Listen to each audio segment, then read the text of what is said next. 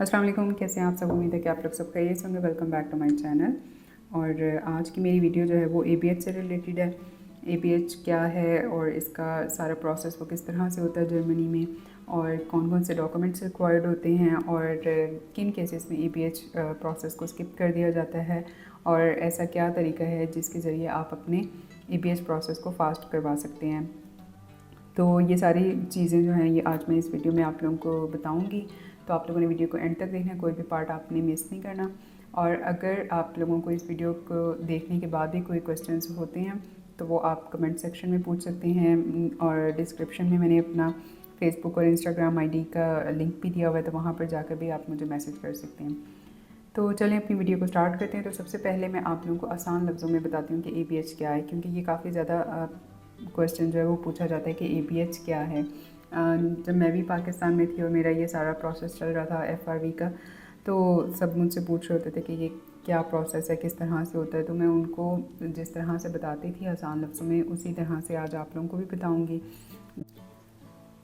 ABH को Germany में Ausländer Behörde कहते हैं और इंग्लिश में फॉरेन ऑफिस कहते हैं। तो इसकी मैं सिंपल एग्जांपल आपको इस तरह से दे सकती हूँ कि ये Ausländer Behörde ऑलमोस्ट सिमिलर है नादरा के। जैसे पाकिस्तान में नादरा काम करता है और उनके पास हमारी सारी डॉक्यूमेंटेशन होती है, और सारा हमारा जो आइडेंटिफिकेशन और सिटीजनशिप से रिलेटेड जितने भी मैटर्स हैं वो नादरा डील करती है। इसी तरह सारी जो हैं मैटर्स ये Ausländer Behörde ABH डील करता है यहाँ जर्मनी में। तो जैसे आप अपने ID कार्ड के लिए बर्थ सर्टिफिकेट और आपका मैरिज सर्टिफिकेट है, FRC है, इन सारे डॉक्यूमेंट्स के लिए आप नादरा जाते हैं पाकिस्तान में। तो जर्मनी में जितने भी फॉरेनर्स रह रहे हैं, नॉन जर्मन हैं, वो अपनी रजिस्ट्रेशन के लिए और अपने रेजिडेंस परमिट के लिए और वीज़ा रिलेटेड जितने भी मैटर्स हैं उन सब के लिए Ausländer Behörde जाते हैं। तो ये आई थिंक मैंने सबसे आसान वे में आप लोगों को बता दिया है कि ABH क्या है और ये किस तरह से काम करती है। और सबसे पहले मैं आप लोगों को ये भी बता दूं कि ABH हर सिटी का डिफरेंट होता है, और इसी तरह से उनके जो रिक्वायर्ड डॉक्यूमेंट्स हैं वो भी डिफरेंट होते हैं। तो मैं यहाँ पर ABH वेरिफिकेशन को 2 पार्ट्स में डिवाइड कर रही हूँ। एक तो फाइनेंशियल वेरिफिकेशन है और सेकंड है आपका अकोमोडेशन वेरिफिकेशन। तो फाइनेंशियल वेरिफिकेशन के अंदर आपसे जो डॉक्यूमेंट्स हैं ABH रिक्वायर्ड करता है, उसमें बैंक स्टेटमेंट्स आ जाती हैं और एम्प्लॉयमेंट कॉन्ट्रैक्ट और आपके सैलरी स्लिप्स जो हैं वो रिक्वायर्ड होती हैं। और अगर आप स्कॉलरशिप पर या आपको किसी ऑर्गेनाइजेशन ने स्पॉन्सर किया है उस पर जा रही हैं, तो फिर उस कंडीशन में होता है कि वो आपसे उस ऑर्गेनाइजेशन के जो कंफर्मेशन लेटर उनका होता है वो रिक्वायर करते हैं। और अगर तो आप स्टूडेंट वीज़ा पर हैं और फैमिली को बुला रहे हैं तो उस कंडीशन में फिर आपसे होता है कि वो ब्लॉक अमाउंट मांगते हैं।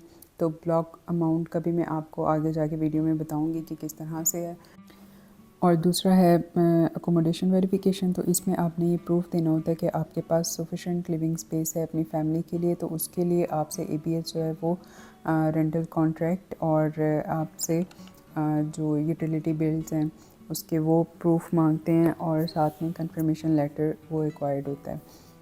और अगर आप शेयर्ड अपार्टमेंट में रह रहे हैं तो उस कंडीशन में आपने अपने फ्रेंड्स का या जो भी आपके साथ रह रहे हैं उनका भी जो रजिस्ट्रेशन है एड्रेस की वो और आइडेंटिफिकेशन, ये भी प्रूफ में आपने ABH को देना होता है। लेकिन ये सारे डॉक्यूमेंट्स जो हैं ये आपको ABH खुद ईमेल करके बताते हैं कि उनको कौन कौन से रिक्वायर्ड हैं।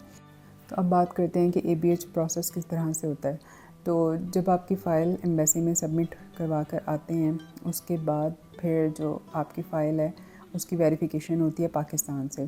पहले तो लॉयर को घर भेजते थे नेबर्स में, यूनियन काउंसिल वगैरह में, और वो जाके सारी वेरिफिकेशन करता था। लेकिन अब ये है कि एम्बेसी खुद ये सारे डॉक्यूमेंट्स जो हैं वो आपके वेरिफिकेशन करवाता है उसकी, और उसके बाद वो सारे अप्रूव करने के बाद आपके डॉक्यूमेंट्स को ABH जर्मनी में भेज देते हैं।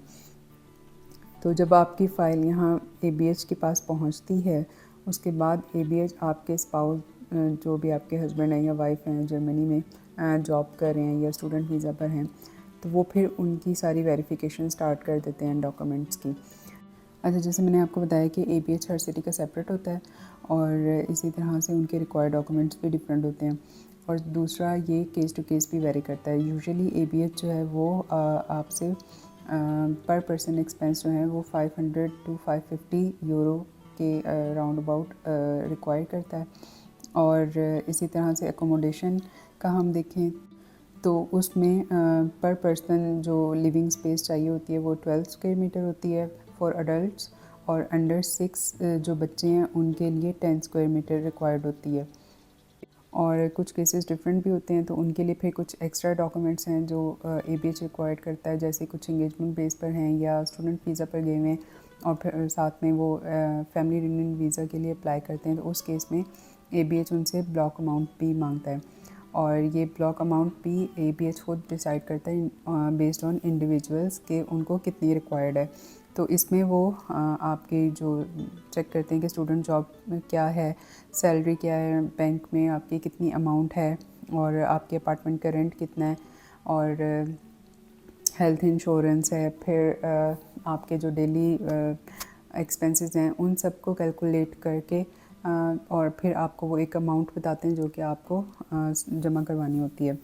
तो पहले ये ब्लॉक अमाउंट जो है वो 10,000 यूरो थी, लेकिन अब ये 1 जनवरी 2023 के बाद से एनुअल रिक्वायरमेंट जो है वो 11,208 यूरो हो गई हुई है। तो बाकी आप अपनी एम्बेसी, जर्मन एम्बेसी इस्लामाबाद, इसके पेज पर भी जाके चेक कर सकते हैं। और अगर आपके साथ में बच्चे हैं तो ये अमाउंट जो है वो हाफ़ हो जाती है।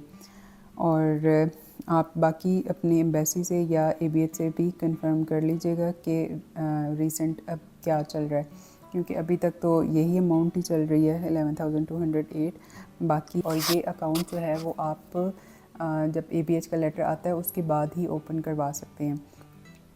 और अपॉइंटमेंट के टाइम पे आपको इसकी ज़रूरत नहीं होती है ब्लॉक अकाउंट की, ये आपको ज़रूरत होती है ABH के टाइम पे, जब ABH आपको बताएगा उसके बाद। और ABH किस केस में रिक्वायर नहीं होता, तो वो अगर तो आपके हस्बैंड EU नेशनल हैं या जर्मन नेशनल हैं तो उस केस में आपका ABH का जो प्रोसेस है वो स्किप हो जाता है। अच्छा, मेरे केस में जो ABH ने डॉक्यूमेंट्स मांगे थे उनमें जॉब कॉन्ट्रैक्ट था, अपार्टमेंट कॉन्ट्रैक्ट था, और पेंशन लेटर, और 6 मंथ सैलरी स्लिप्स थी, और 1 मंथ अपार्टमेंट का रेंट, और साथ में लैंडलॉर्ड कंफर्मेशन लेटर उन्होंने मांगा था। अच्छा, जो अपार्टमेंट कॉन्ट्रैक्ट है वो पूरा आपने उनको नहीं देना होता, उसका फ़र्स्ट 2 पेजेस होते हैं जिसमें उन्होंने सारी अपार्टमेंट की डिटेल्स लिखी होती हैं और जो सिग्नेचर्स होते हैं, और साथ में जहाँ पर आपका अपार्टमेंट का साइज़ और रेंट और ये सारी डिटेल्स दी होती हैं। ये वाले आपने सिर्फ जो पेपर्स हैं वो आपने लगाने होते हैं फ़ाइल में। और जो पेंशन लेटर है वो बाकी सिटीज़ का तो मुझे नहीं पता है, लेकिन जो बर्लिन से हैं उनको अगर ABH ये रिक्वायर्ड करती है और उन्हें चाहिए होता है तो वो मुझे बता दें, मैं फिर आपको लिंक दे दूँगी जहाँ से आप जाकर अप्लाई कर सकते हैं पेंशन लेटर के लिए। और हमारा जो लैंडलॉर्ड कंफर्मेशन लेटर था उसमें ये सीन था कि जो जिनसे हमने ये अपार्टमेंट लिया रेंट पर, उन्होंने ऑनर जो है वो मेरे हस्बैंड को ही बना दिया हुआ था। तो उस केस में जो हमारा लैंडलॉर्ड कंफर्मेशन लेटर है, तो उस केस में फिर हमें लैंडलॉर्ड की ज़रूरत नहीं पड़ी थी, वो मेरे हस्बैंड की तरफ से ही जो डॉक्यूमेंट था वो उसके सिग्नेचर हस्बैंड ने किए थे और वो हमने सबमिट करवाए थे।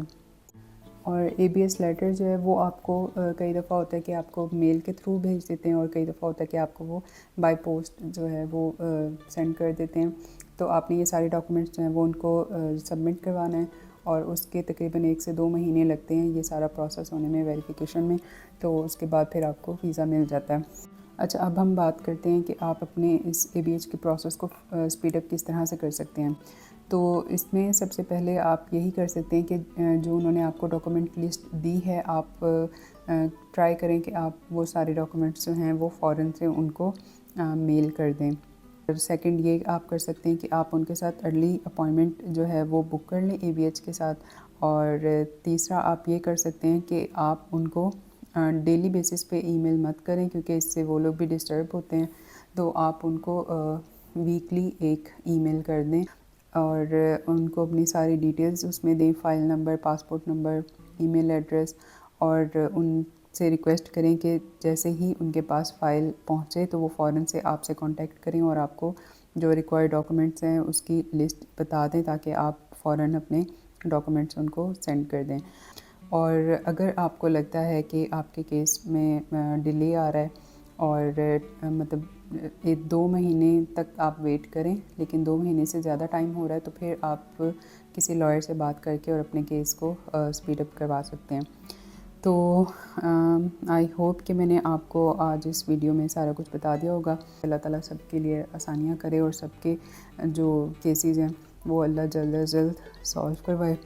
तो ये थी मेरी आज की वीडियो, आई होप आप लोगों को पसंद आई होगी। तो इसके साथ ही मैं अपनी वीडियो को एंड करती हूँ। मिलते हैं इंशाल्लाह नेक्स्ट वीडियो में, तब तक अपना बहुत ज़्यादा ख्याल रखें, दुआओं में याद रखें। टेक केयर एंड अल्लाह हाफ़िज़।